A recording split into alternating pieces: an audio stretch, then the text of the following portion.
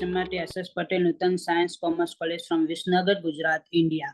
Today I discuss a major problem in the world and that important treatment, that is a cardiopulmonary resuscitations.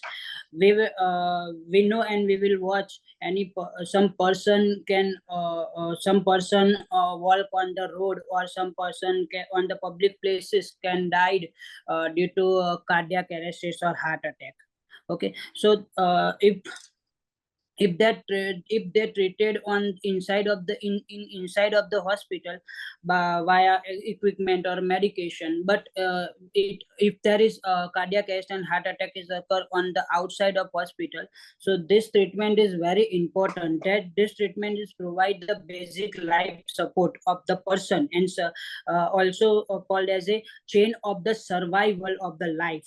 So for this treatment we need appropriate guideline, and for the guide, not only this treatment but every treatment we need a particular guideline, and this guideline created by several medical agencies. This all are described in this PPT, all guidelines described in this PPT. Let's see. Please change my slide, ma'am.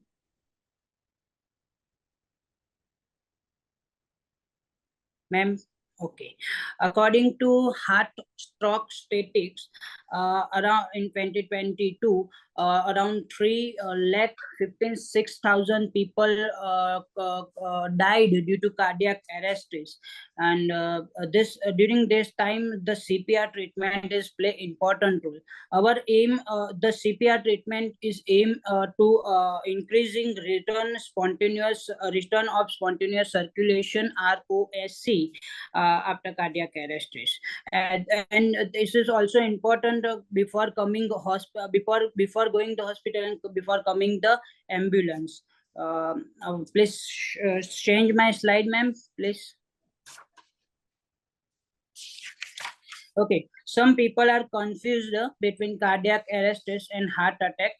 That both are heart problem, but that are different, because cardiac arrest is electrical pulse problem and unconscious person and not breathing properly. In the case of heart attack, circulation problem, chest pain, heaviness, and hard to breathe, and sometimes vomiting. So during both are during both time we call one emergency helpline number 111. That are vary according to country to country. During the cardiac arrest, so that provide a CPR and how to use defibrillator and how to use guideline, that all described via this call. Okay, ma'am, please share my change my slide.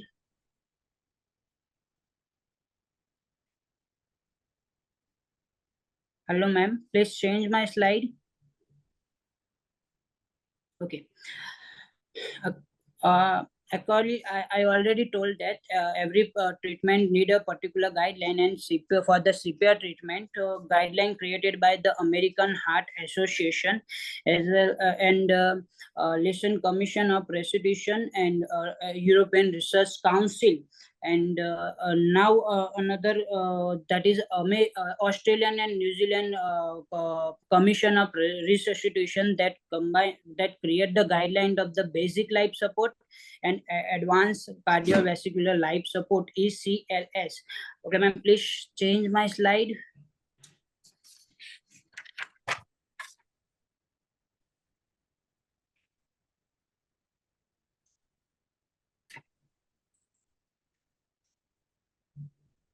Okay, okay, ma'am.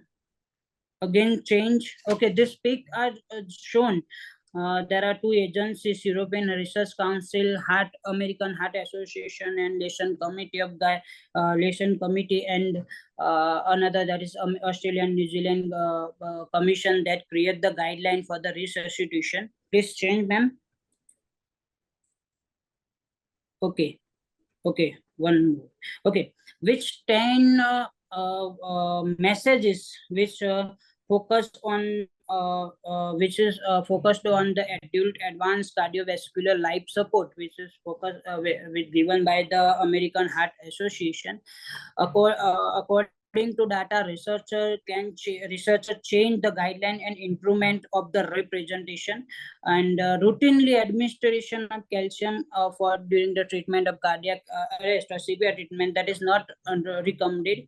Another, that is extracorporeal cardiopulmonary resuscitation, who patient having a cardiac arrest refractory and standard advanced, who patient need the standard advanced cardiovascular life support. Those provided by provide after proper training and proper training. Emergency coronary angiography is not recommended to all person. It only recommended when myocardial infarction or shock or electrical instability. After return of spontaneous circulation, temperature management is play important role. Generally, temperature management 32 Celsius to 37.5 Celsius is maintained, and generally this temperature play important role during when patient have a hypo. Yes. Sorry, ma'am. We couldn't hear you. Carry on. It's okay now. Okay. Hyperthermia patient, this temperature management is play important role during the when patient have a hypothermia. So that temperature is play important role. And organ donation also consideration during the if patient was required. So organ donation also play important role and shown a good outcomes. Please change my slide, ma'am. Okay, this is the basic slide. In the CA, during the CPR treatment we perform the CAB, not CBA. CAB. C means chest compression, A means airway, and B means breathway. Okay, ma'am, please change. Okay, during the CPR treatment, the position is play important role. Okay, so chest compression provide the lower half of the sternum should be depressed approximately one of third part of dipped, and each compression and around to 5 centimeter push inside. According to infant or child patient, use 2 finger or thumb. And according to ANJCR guideline, Australian and New Zealand resuscitation guideline, 100 to 120 compression per minute is good for the resuscitation or for the good return spontaneous circulation. According to advanced cardiovascular life support, 100 to 140 compression shown a good survival rate. During the CPR treatment. Okay, ma'am, please change.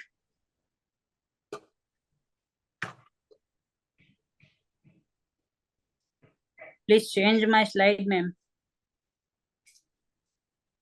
Okay.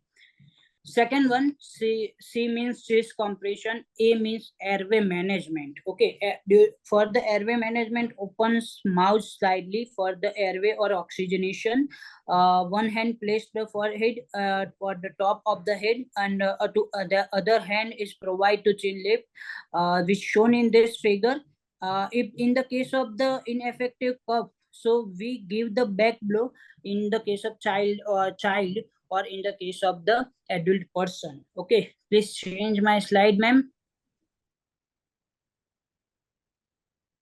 Okay, third one, that is a breathway management. Breathway management having 2 types, mouth to mouth ventilation or mouth to nose ventilation. Mouth to mouth ventilation means precursor person put their mouth, take a long breath and put their mouth on the patient and provide the breathway.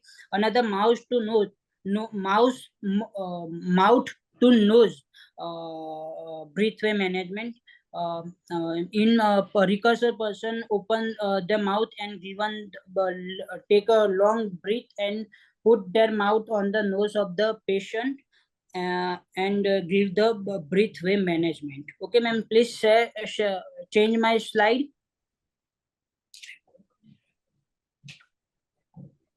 Okay. In the adult advanced life support, target temperature management is play important role, but there is no major evidence as shown to how many time for the temperature management. According to recently studies, a 30% survival ratio are shown. 6 studies are shown IV cold saline during the pre-hospital treatment. 13 studies are shown exchanger further during the hypothermia treatment, and 12 studies are shown either water and air circulating jacket to maintain the temperature during for the hypothermia patient. Okay, please change my side, ma'am. Okay, one more there, one more. Temperature management keep 37 is a good out shown a good outcomes. Okay, then according advanced life support are include that blood pressure, systolic life blood pressure is greater than the 100 mgh, and the blood gas analysis for the oxygen saturation 94 to 98 percentage.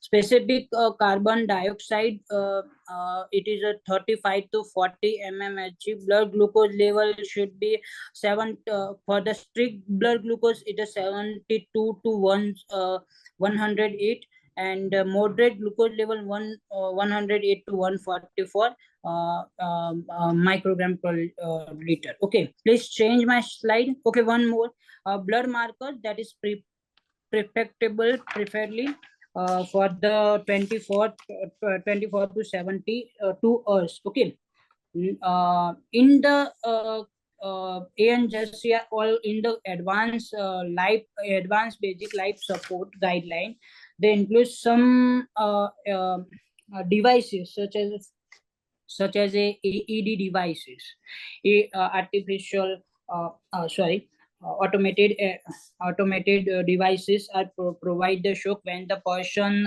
unresponsive, not breathe normally. So for that person, AED is applied. Another acceptable the position is play important role in AED devices, artificial defibrillator. One should placed on the left side and second placed on the right side of the position, on anterior posterior position.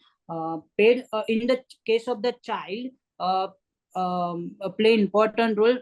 Paid arcing, it is a big it is a danger, shown danger. So paid is placed on upper to back position, and other paid on push placed on the front of the chest position. Okay, please change my slide, ma'am.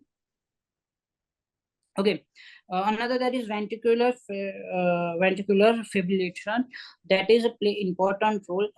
This is the because of the important good CPR treatment achieve good successful outcomes by using this ventricular fibrillation. It may be two type, shockable and non-shockable. During shockable, that is toxic shock activity when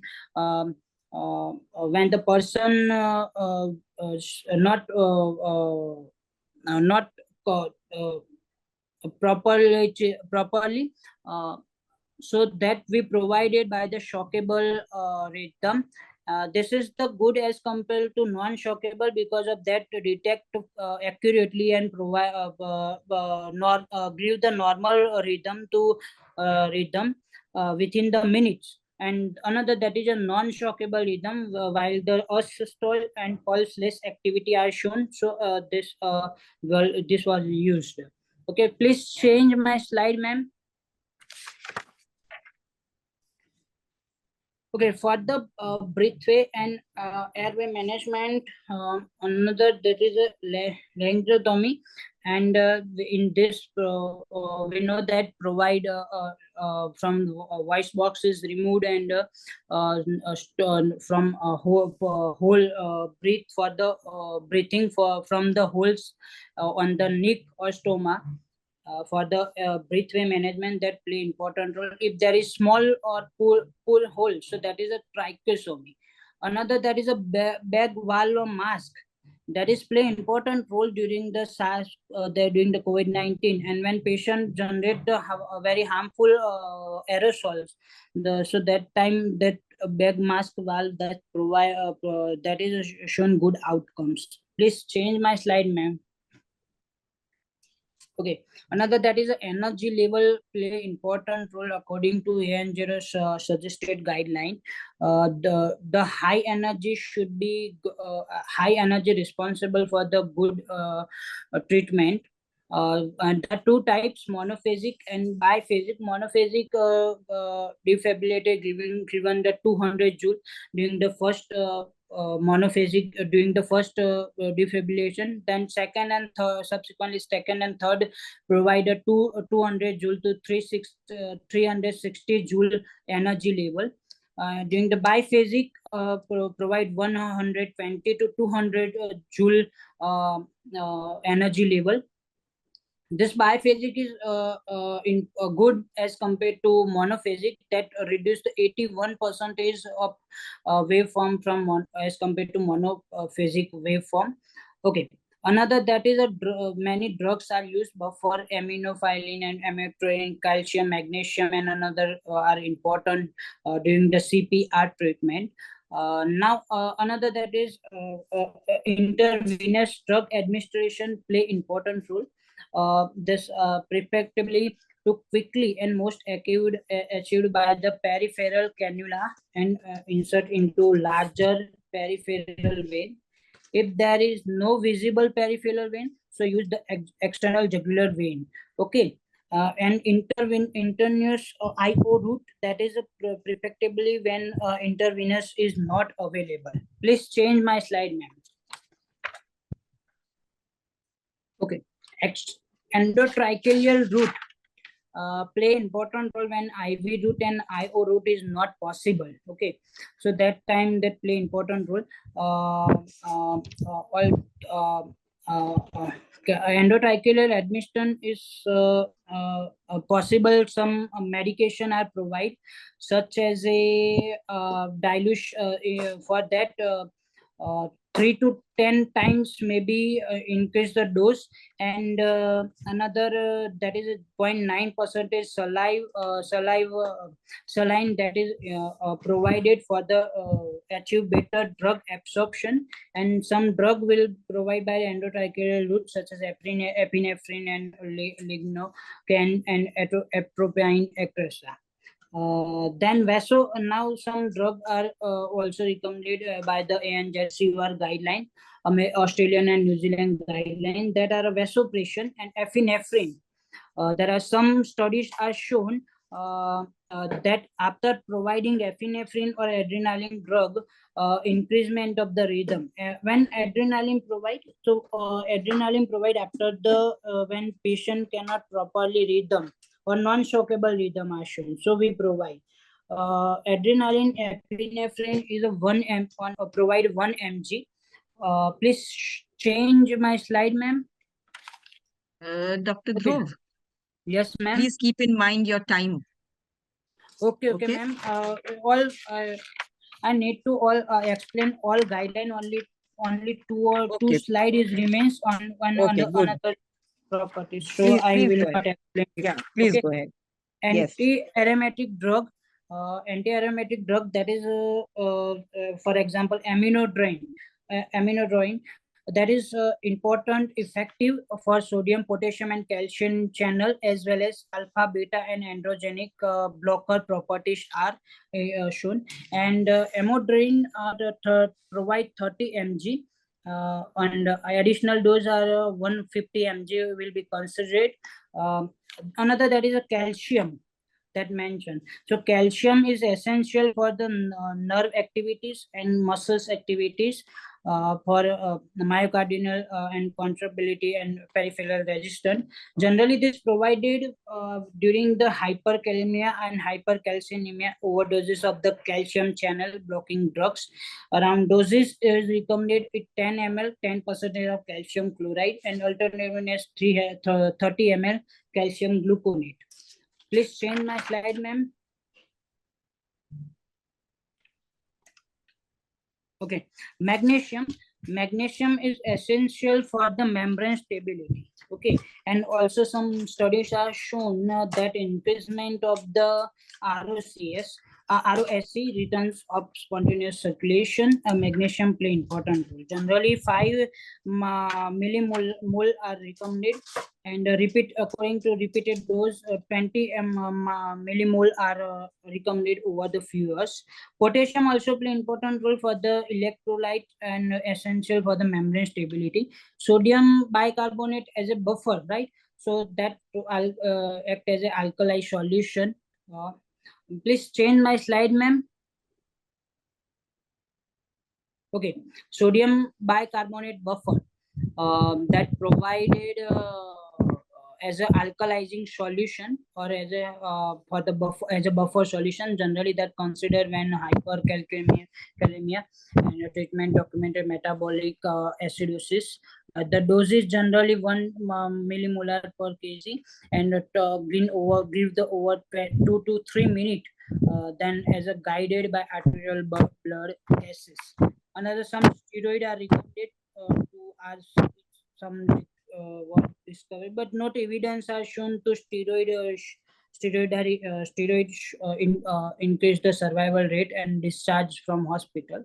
Some thrombolytic drugs also describe that when if there is a if there is increase the dose, so that responsible for the bleeding in shown in coding studies. Please change my slide, ma'am. Okay.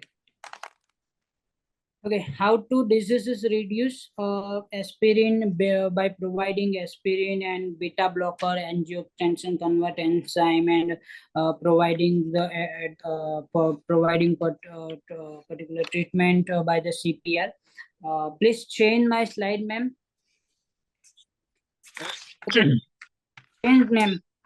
This is not important. More important from guideline. Okay, from change from the to the conclusion. Okay, ma'am. Okay, change. Okay. Okay, from today I conclude my this presentation. Cardiopulmonary resuscitation is shown a good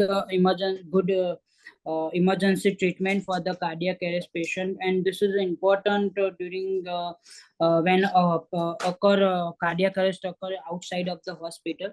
And this is main important things of this CPR treatment: public availability of the devices. Some countries not available publicly available AED devices and breathway management.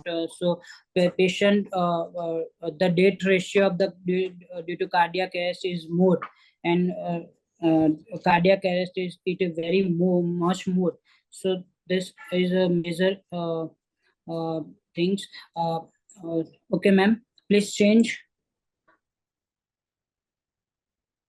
Okay, these are references which I take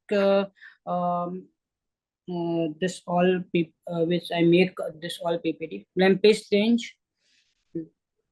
Coming last slide. Okay, change, ma'am. Okay, thank you, ma'am, for the providing this.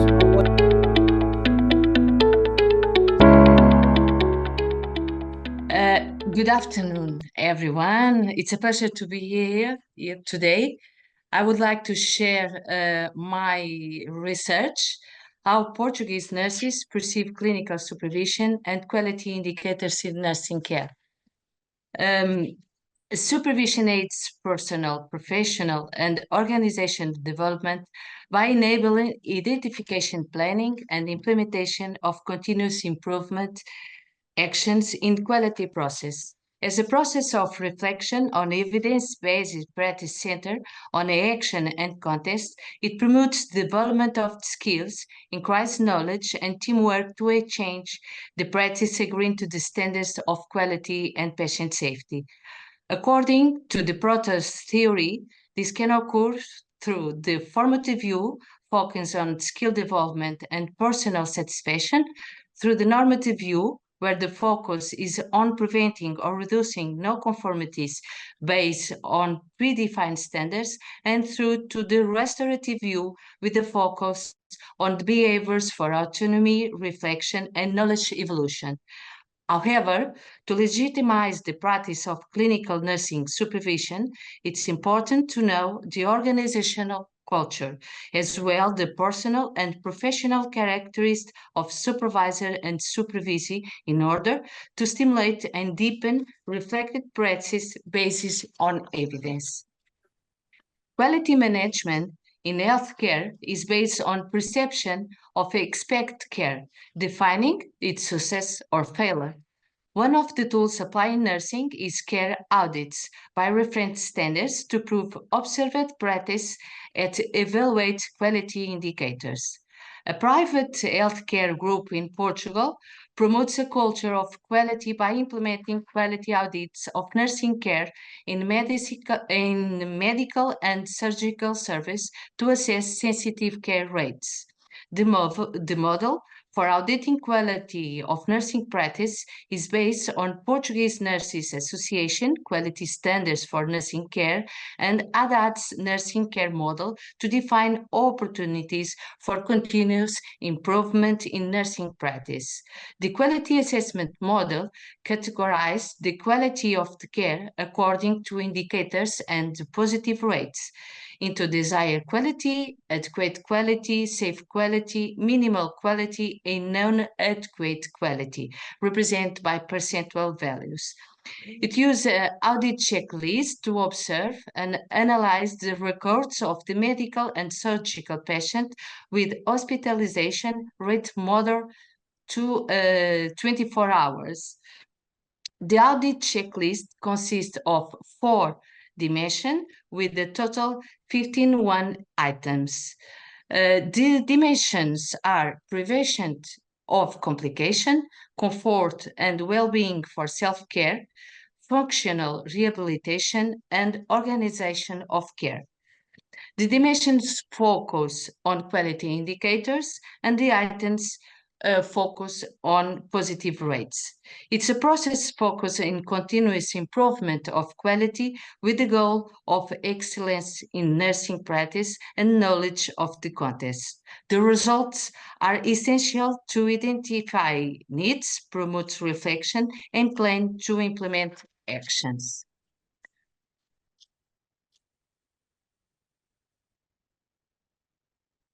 So, to seeing that clinical supervision can complement the nursing care audit process through the competence development, we have formulated the hypothesis: can clinical supervision influence nursing care quality indicators?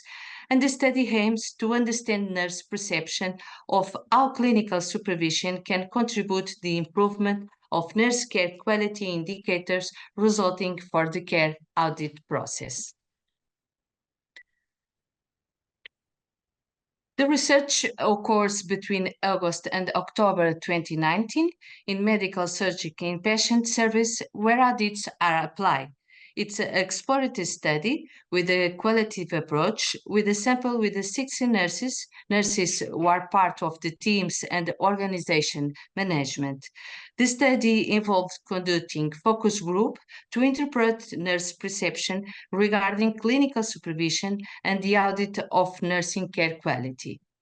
The statistical analysis used the Iremotech software in 2 phases: an exploratory phase with the structural thematic analysis to measure the relationship between the contents of the different themes, and the phase of understanding and interpretation with the monothematic analysis to deepen in the meaning of the phenomena. Statistical test includes DSC classes analysis, where the test segments result lexical classes, and similarity analysis between the words and their connotativity based on the graph theory.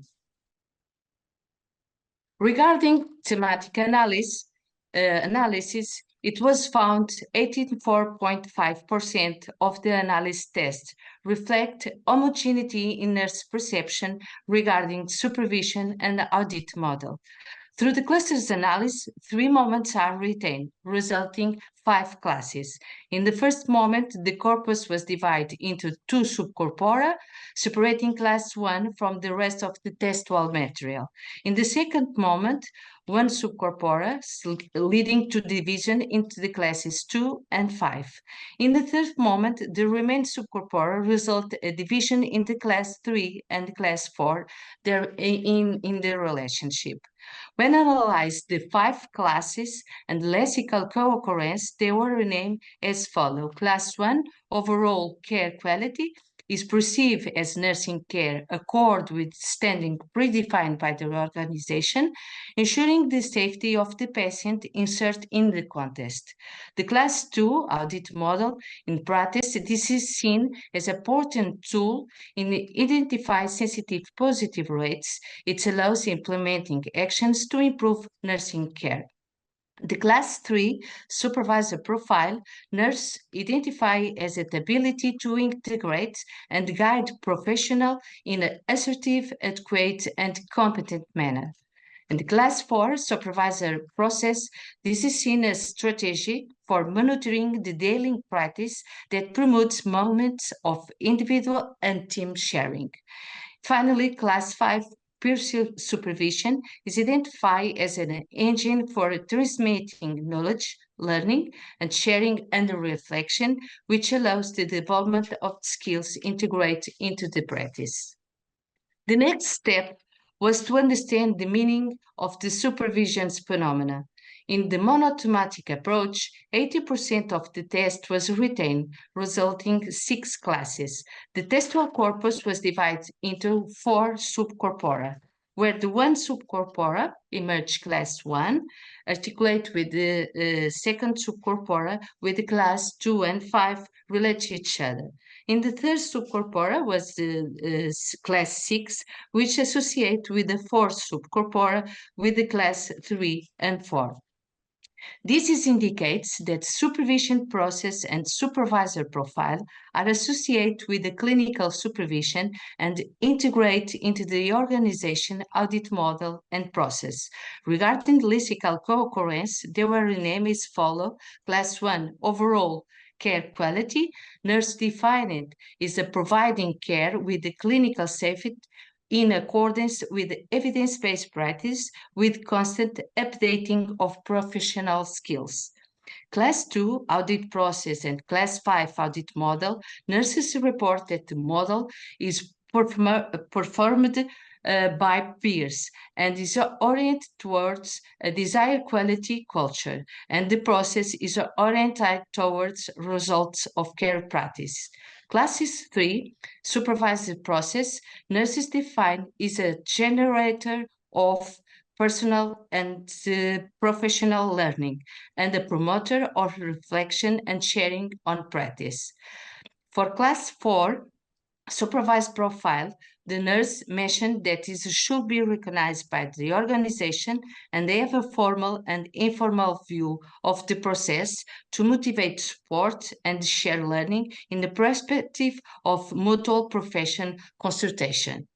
And finally, Class 6, clinical supervision, the nurse considered that is a transfer of knowledge of expertise from the supervisor to the supervisee, according to the aims to monitoring, learning, and enabling adequate feedback and feed-forward.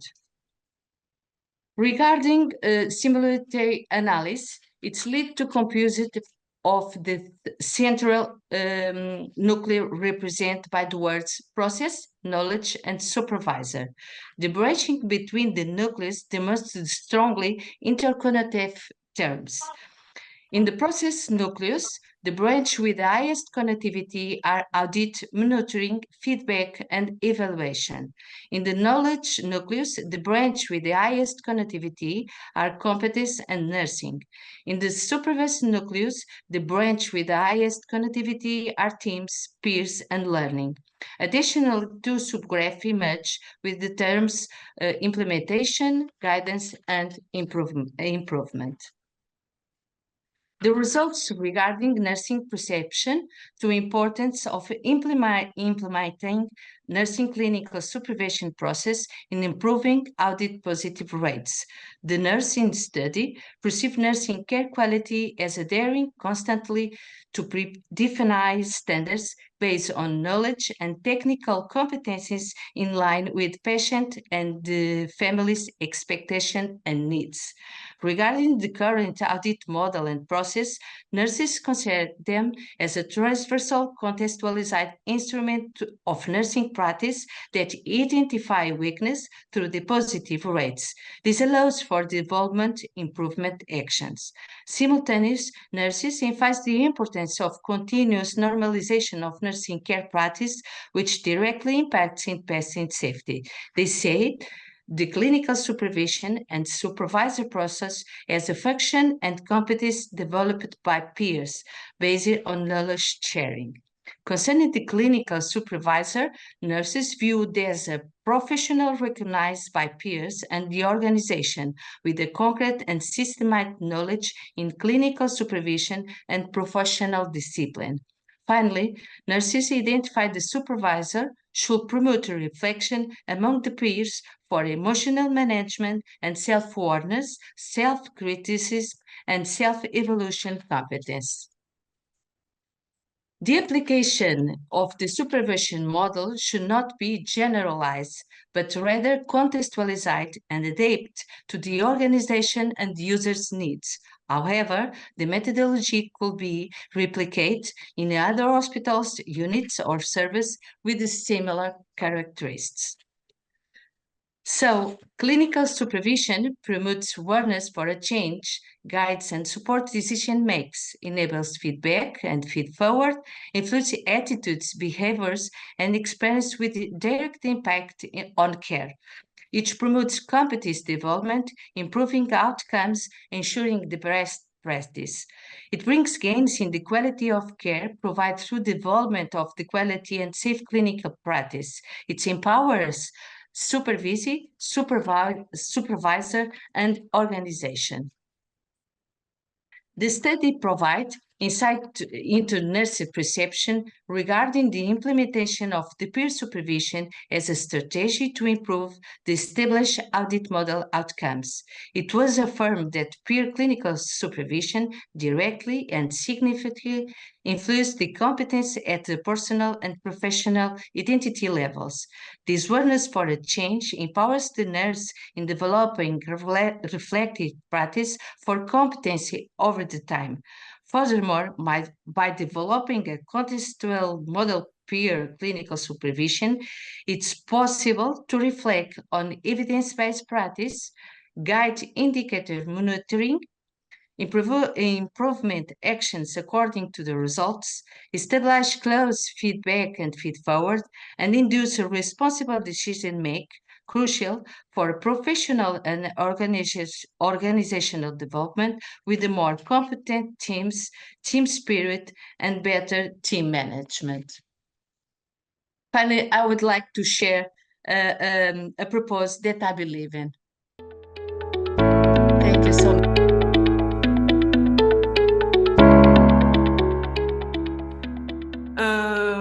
Então, de acordo com essa 8ª pesquisa Game Brasil,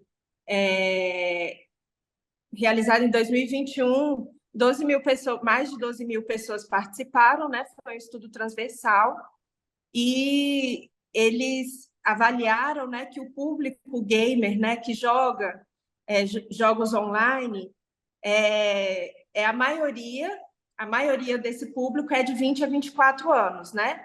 Sendo que o público de 16 a 19 anos representa 10,3% dos respondentes dessa pesquisa.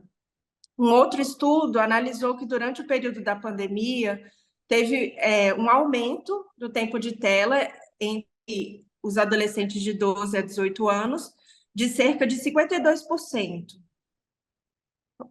Pode passar. Hello, Por Dr. favor. Gabriela. Oi. Just let me know when you have to move the slide, okay? I have to move the slide? No, just let me No. know. We'll do that. No, doctor. Gabriela, diz só move this slide. You can move this slide now, ma'am. Okay, thank you. Ah, ok. Não, eu não consegui mexer no slide. Eu mexi na tela.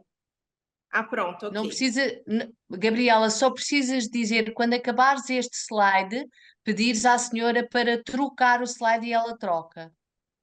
Ah, tá bom. Entendi. Então, as recomendações, né, do uso de telas para crianças e adolescentes menores de 2 anos, né, de acordo com a Sociedade Brasileira de Pediatria, é nenhum acesso.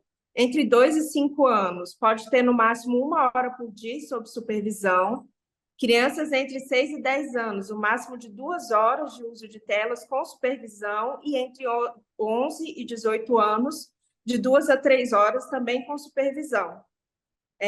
Considerando, né, esse período de até 2 anos, né, na verdade, esse período da adolescência, na verdade, o período até 4 anos, desculpa, a criação de vínculos, a presença dos pais, os cuidados com as crianças e adolescentes não são passíveis de substituição por telas pelo uso de tecnologia, né? A Organização Mundial da Saúde também recomenda que as crianças menores de 1 a 2 anos não tenham acesso, e as crianças menores de 4 anos podem ter acesso de 1 hora por dia. Pode trocar. You can pass the slide. Thank you.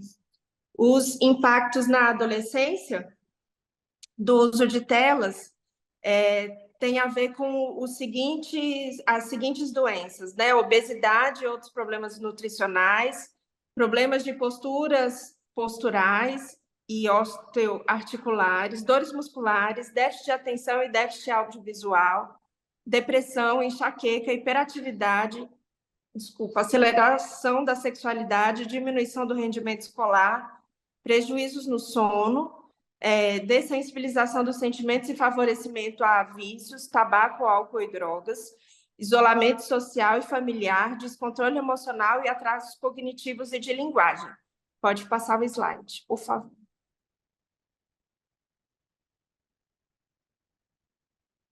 Então, o papel da enfermagem, né, no cuidado de crianças e adolescentes que estão expostos a esse risco de telas é necessário, porque pode contribuir com as ações de prevenção e promoção à saúde, estimulando comportamentos saudáveis considerando os aspectos individuais, familiares e comunitários, e possibilitando a criação de vínculos, estimulando intervenções e ações protetivas no que tange ao uso de telas e aos riscos relacionados ao uso e abuso de aparelhos e de recursos digitais. Pode passar o slide, por favor. Então, o primeiro estudo, o título dele foi A Influência dos Jogos Eletrônicos na Saúde de Adolescentes Usuários de um Ambulatório de Saúde Mental. Foi um estudo qualitativo, realizado no Ambulatório de Saúde Mental aqui do Distrito Federal, Brasília. Né? Então, a coleta de dados aconteceu por meio de um roteiro de entrevista, segundo um questionário semi-estruturado, durante o período de fevereiro a dezembro de 2021. Os critérios de inclusão envolveram o paciente ter sido acolhido e aceito no serviço, ele ter feito acompanhamento durante o serviço um período, e a queixa principal ser a questão da dependência tecnológica, né? Então, foram excluídos das amostras os adolescentes que não tinham acesso em sua rotina aos jogos eletrônicos e que nem eles, nem os responsáveis aceitaram assinar o termo de comprometimento da pesquisa para participação. A análise dos dados foi feita de acordo com a análise de conteúdo de Minayo. Os resultados foram apresentados em gráficos, segundo as perguntas dos questionários e nas falas. Pronto. Esse é o primeiro dos estudos. Como o objetivo dessa apresentação é fazer uma análise comparativa, esse primeiro estudo foi uma foto aprofundada do fenômeno, né? E o segundo estudo, ele foi uma revisão integrativa de literatura eu participei, o primeiro estudo eu participei como co-orientadora, e o segundo estudo eu participei como membro de pesquisa na revisão do texto e no acréscimo de alguns parágrafos, né? E foi esse artigo denominado Os Impactos do Abuso de Telas por Crianças e Adolescentes, Revisão Integrativa. A estratégia de pesquisa foi por meio do acrónimo PECOS, né, população, crianças e adolescentes, a exposição, uso e abuso de telas, o desfecho, impactos do uso e abuso de telas, e o tipo de estudo, foram analisados estudos descritivos, observacionais, transversais, de corte, controle, enfim. E ao final foram incluídas 12 estudos. As bases de dados foram a PubMed, a BVS, Medline, a Lilacs e a Cielo. Pode passar, por favor.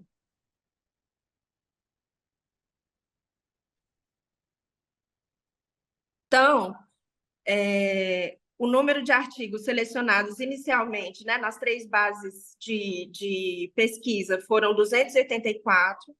Desses 284, 82 foram retirados por conta de uma pré-seleção do tema do estudo. Também foram retirados 62 artigos por critério de duplicidade, né, por terem aparecido mais de uma vez na pesquisa.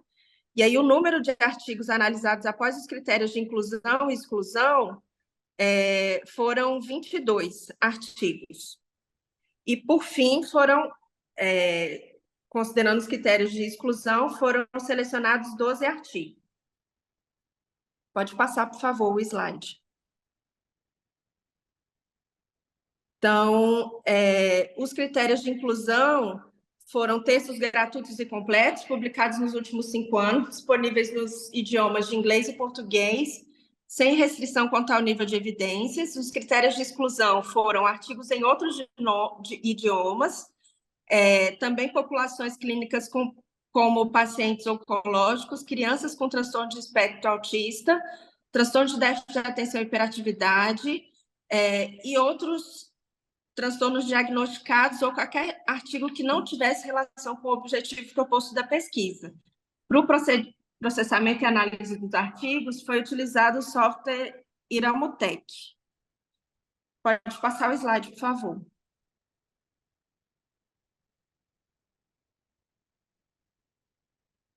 Pode passar, por favor.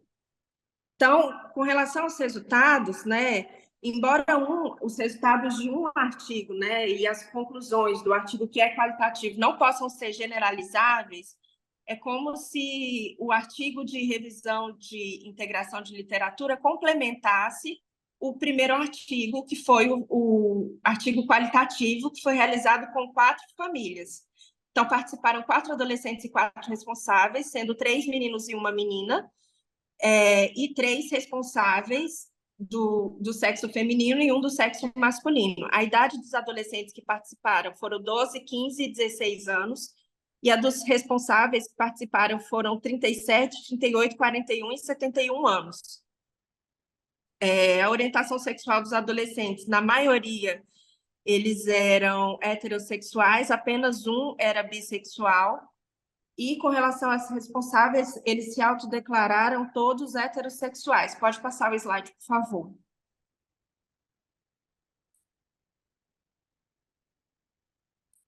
Com relação à categoria dos jogos que os adolescentes gostavam de jogar, eles puderam votar mais de uma vez, né? Então, foram jogos de ação, aventura, 100% joga os jogos online, né? E aí, outro que se destacou foi os jogos de ação e de corrida. Pode passar, por favor.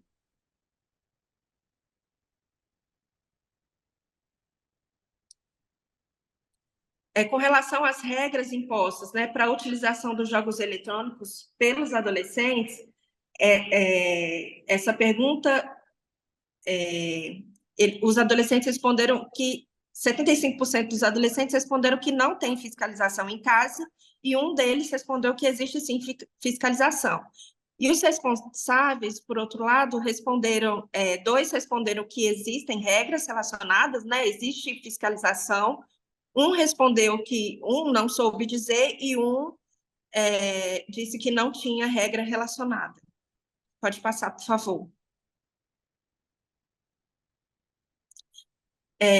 Dois adolescentes, né? 50% disseram que já reagiram de forma tóxica durante o jogo e dois não reagiram. Pode passar, por favor.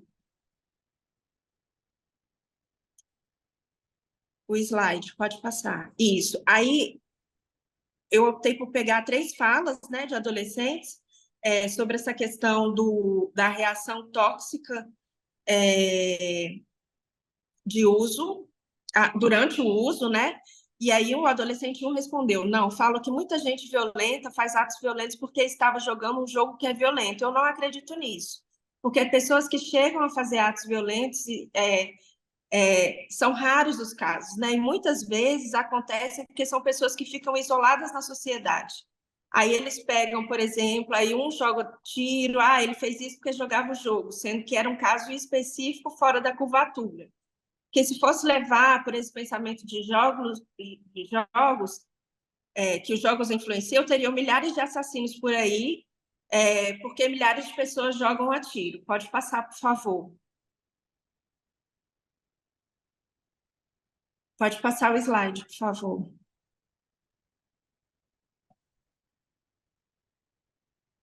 E aí os responsáveis, por outro lado, né, um disse que não tinha nada a ver, né, não, jogos mesmos não, mas tem algumas pessoas que botam na cabeça da pessoa que isso vai da cabeça da pessoa, né? Por exemplo, eu gosto muito de filme violento, eu gosto, mas não quer dizer que eu vou me envolver com aquilo. E o outro responsável disse, né, que sim, eles têm reações tóxicas. Pois não? Eles têm reações tóxicas durante o jogo, porque eles ficam jogando durante muito tempo, né? E aí os adolescentes relataram que eles presenciaram algumas situações tóxicas, né? Como, por exemplo, assédio moral, bullying, xingamento, sexismo, xenofobia, racismo e capacitismo. Pode passar, por favor.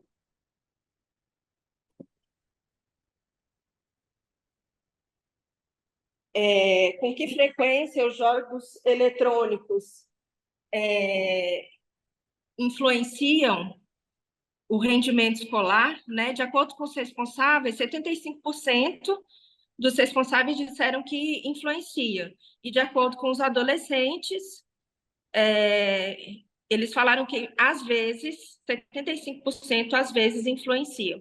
E com relação aos conflitos familiares, os adolescentes reportam que raramente acontecem conflitos familiares relacionados ao tema, e os responsáveis ficou qualitativamente igual, né? A resposta deles. Pode passar, por favor. Pode passar, por favor. 100% dos responsáveis, né, conseguiram fazer citações positivas ou negativas sobre os jogos eletrônicos e 100% dos adolescentes conseguiram falar aspectos positivos e negativos sobre os jogos. Pode passar, por favor.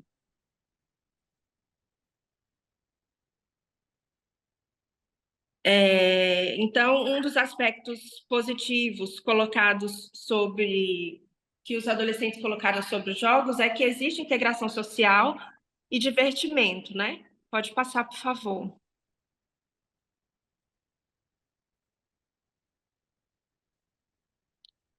Pode passar. Isso, pronto. E aí os responsáveis, né, em contrapartida, eles colocaram que eu acredito que pode, porque eu assisti uma reportagem tem poucos dias dos rapazes que estão indo para a China.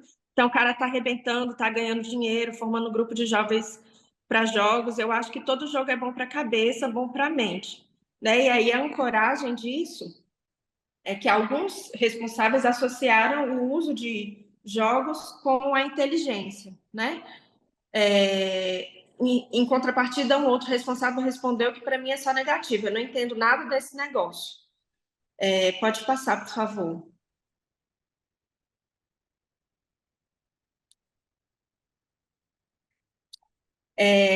50% dos adolescentes disseram que existe impacto, né, na frequência de atividades físicas, dos esportes que eles praticam, e 50% dos adolescentes disseram que não tem alteração com relação às atividades físicas. Pode passar. Agora a gente vai ver os resultados. Pode passar, por favor, os slides. Agora a gente vai ver os resultados do artigo 2, né? Com relação às bases de dados utilizadas, foram 10 estudos selecionados da base PubMed e 2 da BVS, né? Então, com relação ao idioma dos artigos, 91,6% eram em inglês, ou seja, 11 artigos eram em inglês, um artigo era em português. 4 foram publicados no ano de 2020, 4 em 2021. Pode passar, por favor.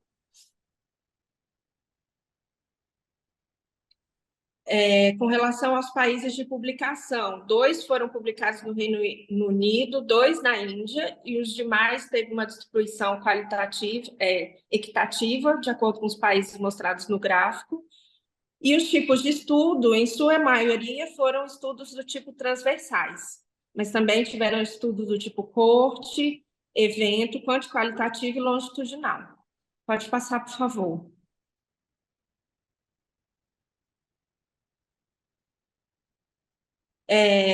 As classes, né, de classificação dos artigos foram... As crianças são expostas mensalmente e estão ainda menos saudáveis, foram encontradas principalmente nos artigos 12 e no artigo 8, e as palavras, né, os termos mais frequentes que têm maior significado nesses artigos foram estão, crianças, menos, mês, são e ainda. Pode passar, por favor.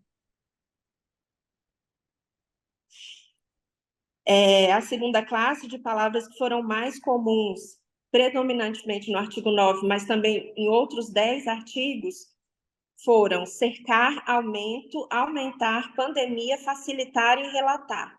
Pode passar, por favor.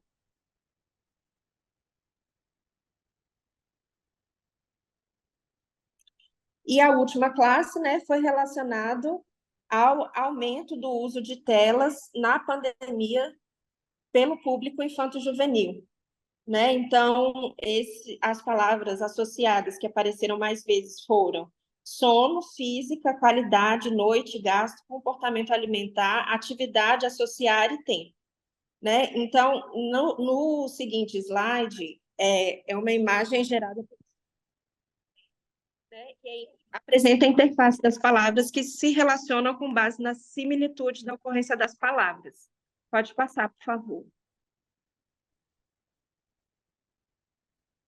Então, a gente pode observar, né, que a palavra crianças, tela, uso, atividade estão maiores, né, quando a gente observa a análise de similitude. Pode passar, por favor.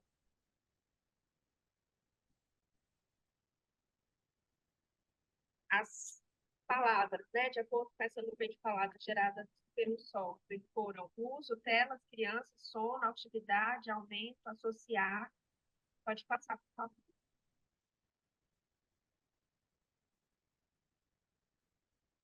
Então, na discussão, né, as crianças têm adotado o uso de aparelhos e de mídias digitais de forma cada vez mais precoce, né? Por quê? Porque esse comportamento facilita o seu pertencimento a certos grupos sociais. Os prejuízos associados são maiores do que os benefícios. Então, crianças menores de 5 anos é um período muito importante de desenvolvimento do indivíduo, né? Então, durante a infância e até os 12 anos de idade, as experiências vivenciadas pelos indivíduos desenvolvimento físico, mental, social e emocional. Pode passar, por favor. Pode passar.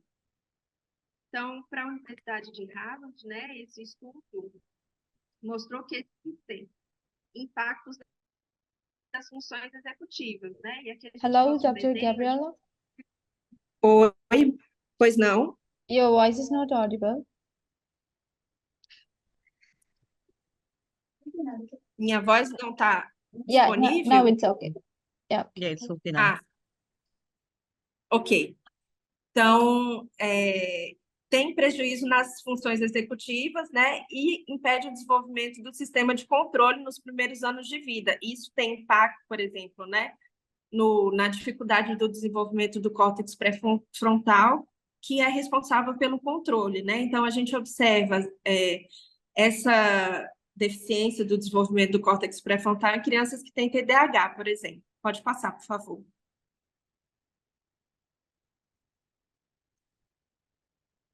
Então, o aspecto emocional envolvido na temática precisa de grande discussão pela sociedade, né?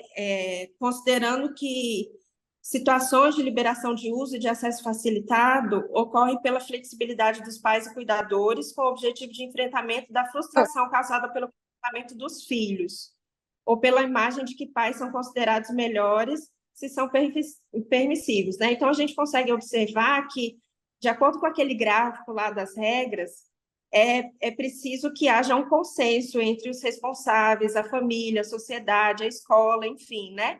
E os pais sobre a necessidade de limite para o uso de telas. Pode passar, por favor.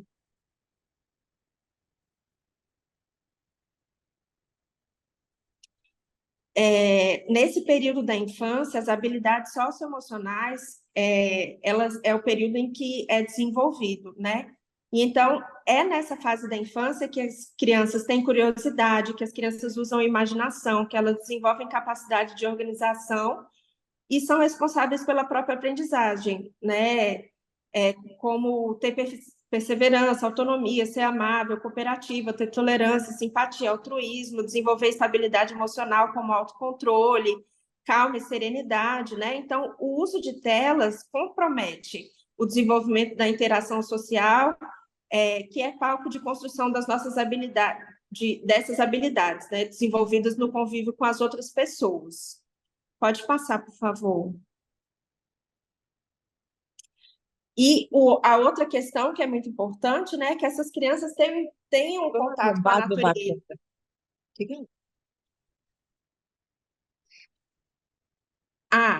A voz, ok. Então, é importante que essas crianças tenham acesso a jogos em família ou jogos na comunidade, para que isso seja desenvolvido, né? E a outra questão é que eles têm passado menos tempo realizando atividades físicas, praticando esportes e brincando ao ar livre. Pode passar, por favor. Pode passar. Então, esse é o último slide, né? Então, cabe aos pais, aos familiares, enfim, à sociedade, à rede de apoio, que desempenha um papel grande de influência nos hábitos que estimulem a prática de exercícios físicos e a realização de esportes pelas crianças. A qualidade do sono também tem sido prejudicada com a expansão do uso de telas devido ao quadro de excitação psicológica e somática, né? E as crianças apresentam dificuldade de adormecer e durante o sono muitas crianças e jovens sofrem despertares noturnos, que impactam diretamente a qualidade do dia posterior, né? Outro fenômeno observado aqui no Brasil, por exemplo, é que durante a pandemia, os alunos de escolas públicas e particulares tiveram que fazer uso da internet para estudar, né? Entretanto, por questões socioeconômicas e de vulnerabilidade social, muitas das escolas públicas, principalmente, não tinham acesso à internet. Então, isso dificultou bastante o acesso e a continuidade dos estudos, né? E acabou acarretando, de forma geral, uma queda no rendimento escolar, um aumento nos casos de crise de ansiedade, de ação suicida, diminuição da e aumento de exposições a relações de risco na internet. Your voice is not clear again. Yes. Ok. Pode passar, por favor.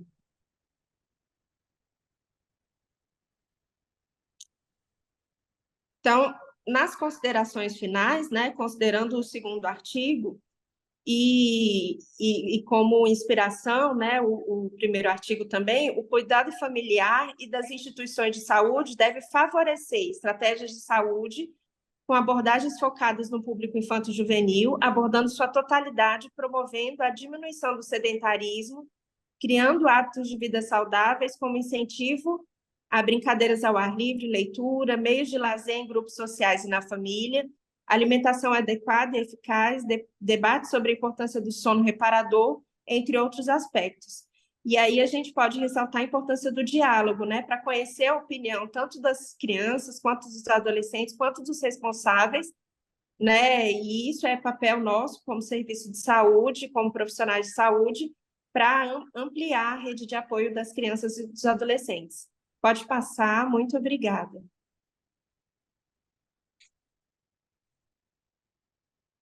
Essas são as referências. Pode passar. Pode passar. Muito obrigada, esse é o meu contato.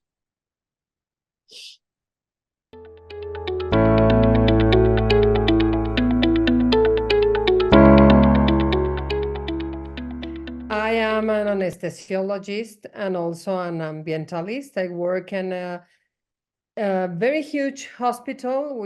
There are 5 different towers. We have 300 beds and 31 operation rooms.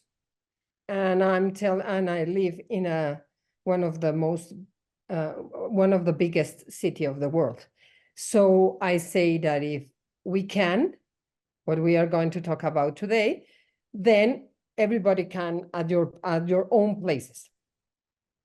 So I would like to, I didn't know exactly what was going to be like this, but I will like to know if you know where the drug that we do not use or the caducated drug goes. Where do you dispose it? On the trash? On the water in the WC? Or you consider it as a toxic? If you write in the chat, it's only for my knowledge that you have known something about this before or not. But we are going to continue with this, and this is the important part I want to share with you today. There's a research and development of any drug a pharmaceutical drug that we use at every hospital and at every house.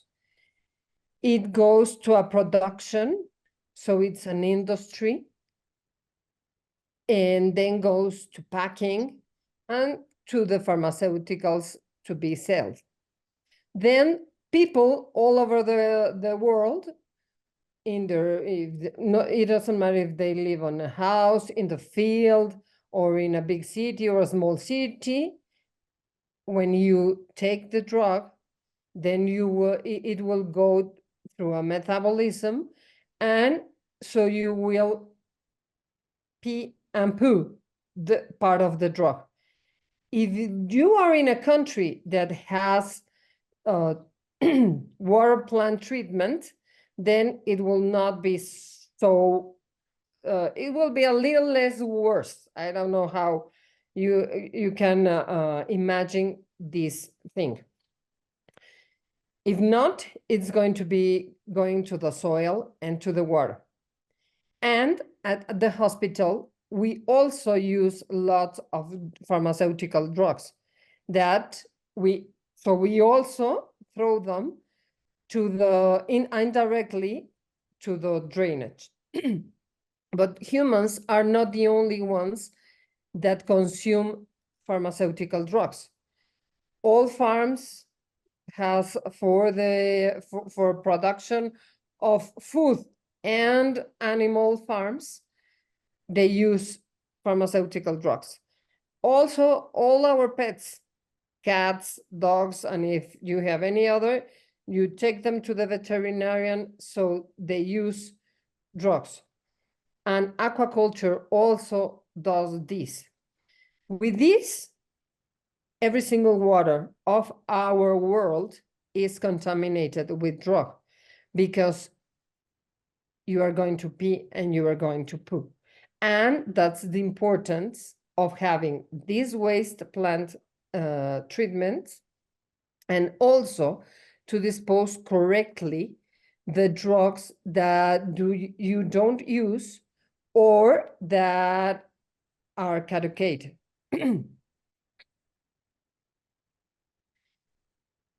So, because this is a World Congress, I investigated a little bit, and these are the greenest countries are the ones that 75 to 100% of their drainage goes to a water plant treatment. The other ones, probably half of their drainage will go over there. And many other countries, they don't have, not even mine, about 16% goes to plant treatments. And when the drug goes to plant treatment, and it will go to the water because you pee and you poo, active drug, that it's not useful for humans, but it's still active. So 50% after the treatment will still be active. And this is important because there are very small animals or bacteria that are affected by these drugs. So what we can do? With that, it means that all the water we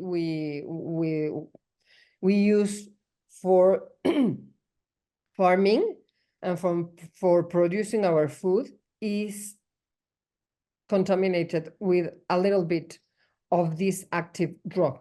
And this causes us disruptive endocrine diseases, antibiotic resistance.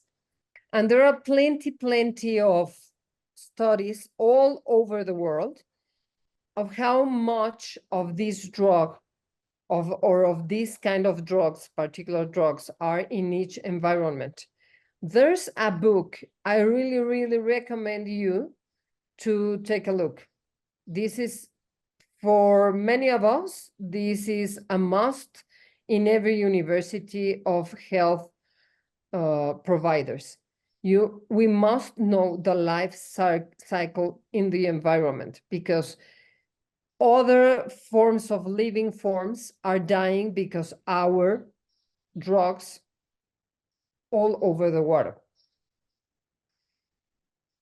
And what we can do is, you can be part of this organization. This organization is noharm.org. It's for free. Every single unity that health provider can join, and there's it's divided by regions. For me, it's Salud Sin Daño because I am in Latin America, and there's also Asia part, and Europe with the US another part, because in each one of these regions we practice medicine a little kind of difference, because we are not the same.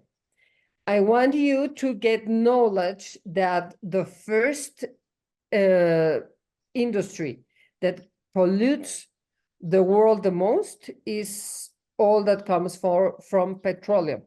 The second one is the food, how we make food. The third is textiles, and the fourth is the health industry. We are part of the health industry. We provide, and it's a paradox because we provide health, causing a lot of harm to the planet. So we have to make something. That's what noharm.org provides, all the process, so we do not make so many harm to the planet. The world is ill. And if we care for the health of the persons, we also have to care for the health of the whole world, of all the other things. So what can you do right now? When you get to your facility, You have to have control expiration dates. It's very important, do not have stock with caducated drugs, because those ones are the ones that will contaminate more, because they will be produced for a purpose, they will not be used for that purpose, and they will go to the waste without using them. So that's the waste is the thing we have to not practice that more. Then you have to label them according to this is because this is a security, quality and security Congress. So it's very important to have the all label. If you don't have the labels, you can use a pen to mark the risk medication. That will be secure for you and for the patient. If you use syringes in anesthesia, we use them a lot because we put all medications IV. So we have to label also. If this is a very nice aesthetic presentation, but you can use the pen also. And for your the IV solutions, I didn't notice it didn't go to the presentation, the photograph, but the IV solutions must also have the name, the amount of medication it's inside, and the solution that it's used. And for your safety, you must use this. With this, you will be avoiding the IV presentation, so you will be the needle presentation, so you will be avoiding taking off, on, off, on, and that will protect you as the provider. And I hope in all hospitals and in all clinics and everybody use this kind of disposal. Needles and the things that can cut to the person that will take care of the waste, they go to a red bottle, well, to a red, I don't know how now the name, un bote, these things, okay? Then you will have another for all the medication that you didn't use, and you will put it inside. And all your glass without medication will be in another one.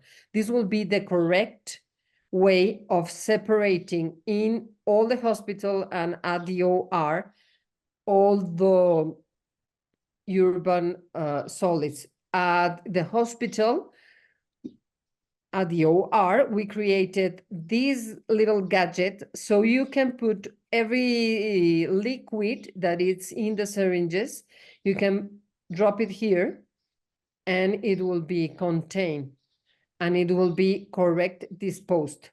The correct way to dispose all drug is first you have to label it as a toxic.